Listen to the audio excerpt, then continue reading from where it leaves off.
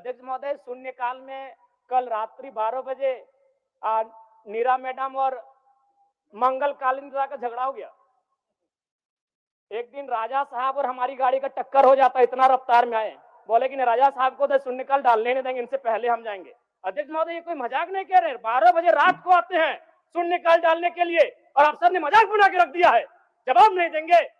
ये सवाल जनता का है, जिस जनता के टैक्स से पैसे से वोट पहनते हैं, जिस जनता के टैक्स से पहनते से वोट पहनते हैं, कोट पहनते हैं, उस जनता का सवाल है और जनता का सवाल का उत्तर नहीं देते अफसर।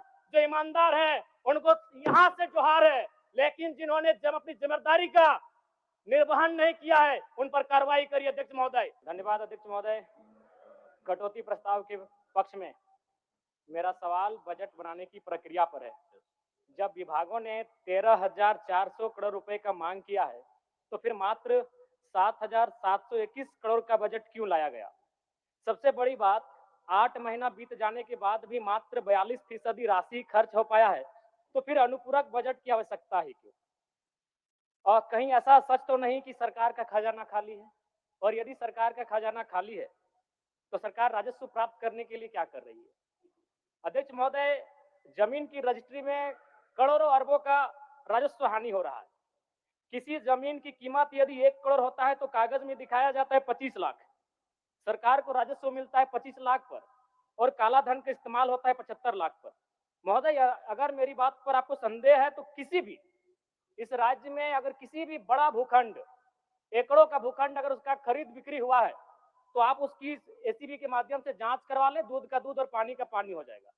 और चोरी साफ नजर आया है। अध्यक्ष महोदय, कई आईएएस अधिकारी जेल की यात्रा कर चुके हैं।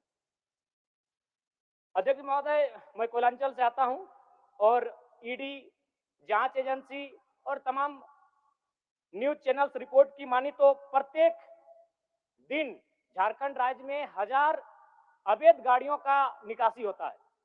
यदि एक कोयले की गाड़ी में 50 टन कोयला मान ले और 1 टन का मूल्य अगर 5,000 रुपए मान लें तो 25 करोड़ रुपए एक दिन का होता है। अगर 365 से गुना करते हैं तो 9,125 करोड़ रुपए होता है। अध्यक्ष महोदय, यानी लगभग 9,000 करोड़ रुपए, जो कि आपके अनुपूरक बजट से ज्यादा होता है। यानी कोयलांचल से इतनी अवैध मात्रा में कोयला का कारोबार हो रहा है, अगर उस पर सरकार नियंत्रण कर ले तो आपका एक अनुपूरक बजट के बराबर वो राशि होती है, वो राजस्व आपको फायदा होगा। अध्यक्ष महोदय, अगर बालू की बात करें तो वो तो सरेआम है, सब अपने आंखों से देखते हैं। 1-2 अधिकारी ईमानदार होंगे तो भाई उनको जोहार होगा। बाकी अगर कोई भी बालू ट्रैक्टर, विशेषकर ट्रैक्टर से बालू की ढुलाई होती है तो हमें लगता है एक बालू गाड़ी 3-4 थाना क्षेत्रों से पार होता है और कोई थाना प्रभारी ऐसा नहीं है जिसका मंथली पर महीने का इनकम 3 लाख से 5 लाख रुपए केवल अवैध बालू से हो रहा है। अतः सरकार को, मैं मानता हूं कि सरकार का खजाना खाली है, तो अगर खाली है तो इस प्रकार अगर लूट की छूट होगी, जो सरकार के खजाना में आना चाहिए था वो थाना प्रभारी के जेब में जाएगा, वो पदाधिकारियों की जेब में जाएगा। तो इसी प्रकार हम लोग छात्रों से कलेक्शन करेंगे। अध्यक्ष महोदय, अब इसको भी झूठ मत कहिएगा, अखबार में दिया था कि जैक ने 35% 10th और इंटर का शुल्क बढ़ाया। मैट्रिक का शुल्क था 980, शुल्क कर दिया गया 1180। इंटर का शुल्क था 1100, शुल्क कर दिया गया 1400। मैं तो सबसे पहले कहूंगा कि जो शुल्क पुराना था अविलंब शुल्क बढ़ोतरी पर रोक लगाया जाए। अध्यक्ष महोदय, आज छात्रवृत्ति नहीं मिला है छात्रों को। आज राज्य सरकार और केंद्र पक्ष वाले यानी विपक्ष वाले एक दूसरे पे दोषारोपण कर रहे हैं। इस दोषारोपण के बीच इस राज्य का भविष्य क्यों उलझेगा? अध्यक्ष महोदय, आज 2 वर्षों से छात्रवृत्ति नहीं मिल पाई है, इसका निराकरण होना चाहिए। और बिल्कुल बड़े शर्म और दुर्भाग्य की बात है कि जिस राज्य का युवा, जिस राज्य का भविष्य स्कॉलरशिप नहीं मिलने से परेशान है, हताश है, उस राज्य के विधायक 4 करोड़ 32 लाख के आवास में रहेंगे। ये कितना बड़ा दुर्भाग्य की बात है। आज आंदोलनकारी लगातार अपनी आवाज को बुलंद कर रहे हैं, जिन्होंने अपने लहू से इस राज्य को सींचा, अपने खून से इस राज्य को बनाया, आज जो 3,500 का पेंशन प्राप्त कर रहे हैं, और जिस राज्य के मंत्री 6 करोड़ के आवास में रहेंगे और उस राज्य के आंदोलनकारी सम्मान नहीं पाएंगे जिन्होंने लहू से राज्य बनाया है, यह अभी दुर्भाग्य का विषय। अध्यक्ष महोदय, अध्यक्ष महोदय, चाहे मान्य सदस्य सबको एक्स्ट्रा टाइम मिला है, इसमें संक्षिप्त करिए आप। चलिए ठीक है। अध्यक्ष महोदय, बड़े सौभाग्य से हम 2 मंत्रियों के बीच में आते हैं। 32 और 34 दोनों साथ बैठे हैं, हमेशा यूं ही साथ बैठे, हमारी शुभकामनाएं। एक ही कुर्सी में बैठे हैं और दोनों के बीच हम आते हैं 33। एक बार भी मंत्री महोदय मेरे विधानसभा में गए नहीं। क्यों नहीं गए? योजना ही नहीं है, इनका दोष नहीं है। मेरे विधानसभा में कोई नई योजना, किसी के विधानसभा में मंत्री पद का कार्य क्या है? सिर्फ अपना विधानसभा नहीं होता है, कम से कम साल भर हो चुका है, एक विधानसभा तो इनको विजिट करना चाहिए था, अपने पड़ोस के जिले को तो विजिट करना चाहिए था। तो ये तो सच्चाई है अध्यक्ष महोदय। दूसरी बात, आलिम फाजिल की परीक्षा जैक द्वारा संचालित होती है, किंतु वर्तमान में सहायक आचार्य की नियुक्ति में प्रमाण पत्र की वैधता को खत्म कर दिया गया है।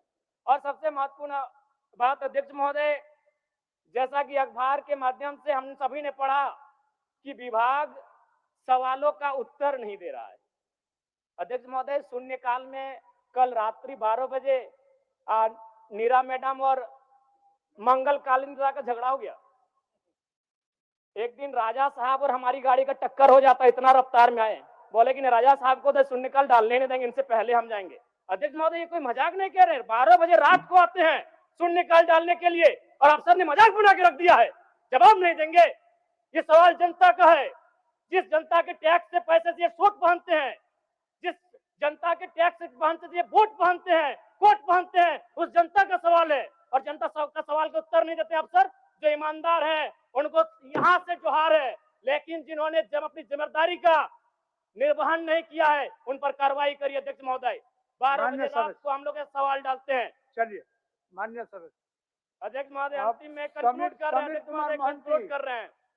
समीर कुमार महंती, चलिए आपका समय समाप्त। समीर कुमार महंती। वित्त मंत्री द्वारा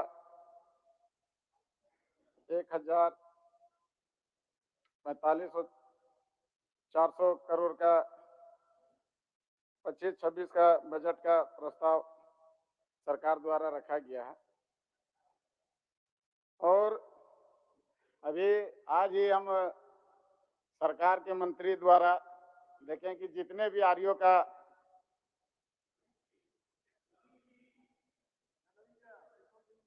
बोलिए बोलिए निर्मल जी बोलिए। नया थोड़ा सा, लेकिन हमको लगता है कि आप लोग इतना लड़ाई झगड़ा में टाइम पार कर दिए कि हमको लगता है कि जो प्रस्ताव सरकार के पक्ष के लोग को रखना चाहिए कि कहाँ से काम हो रहा है कहाँ से नहीं। तो हमको लगता है कि शहरों शहरी में दोनों के तरफ से तो हम अपना जहाँ तक हम लोग भी माननीय चंद्र प्रकाश चौधरी और सुदेश महतो जी के साथ थोड़ा थोड़ा घूमे कभी कभी, तो थोड़ा थोड़ा सीखे हैं। और आरओ के मंत्री का कि 2 जगह मेरा घर पड़ता है, बड़का गांव और मांडू में भी, और दोनों जगह का रोड बहुत मुश्किल से निकाले थे। 9 महीना 8 महीना में एक जगह का 9 करोड़ का कुछ काम था और हम अध्यक्ष महोदय से भी जाके मिले थे कि रोड का क्या होगा। तो देखें कि अब 2 दिन में रोड का टेंडर कैंसिल हो गया, फाइनल भी नहीं हुआ। और अपना गांव का जहां से हम चुनाव जीते हैं, जो गांव में हम रहते हैं, वहां के रोड के लेके हम लोग कई बार आरओ जो जिला में बैठक होता है वहां पे डीसी से लेकर जितना विभाग के लोग रहते थे उन लोग को बोले कब रोड हम लोग का बनेगा। और जब मुख्यमंत्री जी का रोड जब बन रहा था तो सभी लोग बोल रहा था कि अपना अपना विधायक अपना अपना गांव में कम से कम बनना चाहिए, लेकिन अपना अपना गांव का भी रोड नहीं बना पा रहे। तो हम लोग को लगता है बजट जो पेश कर रहे हैं वित्त मंत्री जी या मंत्री जी लोग कैसे बजट पेश कर रहे हैं कि गांव का रोड भी नहीं बना पा रहे हैं। तो हमको लगता है कि सदन जो चल रहा है पहले वैसे वैसे चिन्हित गांव के जो बरसों से, और अभी हम प्रश्न में भी सवाल किए थे सरकार से, आपका 24 किलोमीटर का रोड एक नया मोड़ कुज्जू होते हुए 2 जिला पड़ता है, उसको 1985 में रोड बना है, उसके बाद रोड नहीं बना है। उस रोड का सरकार 200 करोड़ सीसीएल पैसा देने के लिए तैयार है, 24 करोड़ रुपया पुल के लिए दामोदर नदी में 24 करोड़ रुपया अलग से देने के लिए तैयार है। आरसीडी के लोग के पास हम गए, आरसीडी के लोग पैसा लेने के लिए बनाने के लिए तैयार न है। उसके बाद भी पथ निर्माण के और कई जो हम लोग बिशुनगढ़ बगोदर रोड जोड़ते हैं बनासों से, वहां पे भी 24 किलोमीटर का रोड है। हमको लगता है कि बरसों से नहीं बना है। उस रोड को ऐसा रोड को प्रस्ताव में लाना चाहिए। और अभी बोल रहे थे कि 10,000 हम लोग अभी शिक्षा नौकरी दिए हैं। अभी यहाँ पे 2,000 झारखंड व्यवसाय परीक्षण शिक्षा संघ के लोग धरना में बैठे हुए हैं और सुनील कुमार श्रीवास्तव जी मुख्यमंत्री के सचिव जो ऑर्डर भी दिया कि लोग का पेमेंट होना चाहिए, लेकिन देख रहे हैं कि